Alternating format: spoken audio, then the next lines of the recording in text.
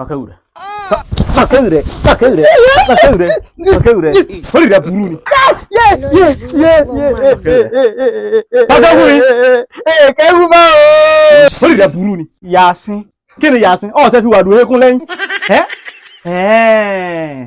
So orí ọ̀rọ̀ rẹ̀ dàbí ọmọ tó ní ìyá òun ò ní sùn ni. Òun gan tó ní fojú kun.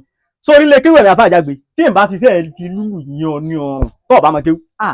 Wo ayé rẹ̀ díẹ̀ ló kù báyìí tí ó bá bàjẹ́ mọ́ mi lọ́wọ́. Nǹkan mi ò. Lọ́jọ́ kù wá tọ́ kéwú rẹ̀. Gbé tírà. Èmi ní kí wọ́n gbé tírà ni.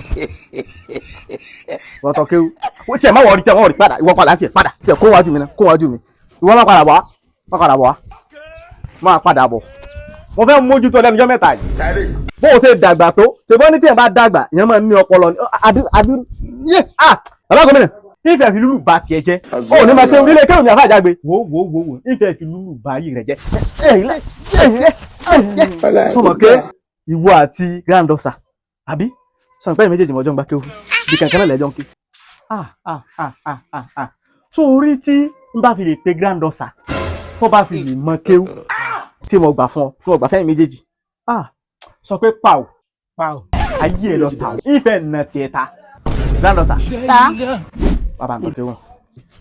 Ìwọ bọ́ bí.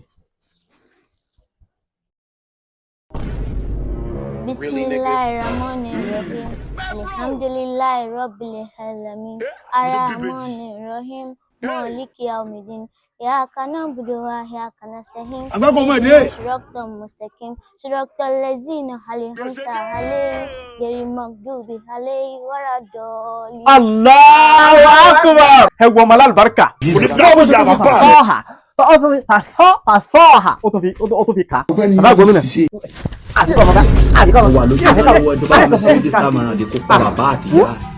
Ẹ̀yin ọmọdé kéwú. Ẹ fàwéré. Bàjẹ́ ni.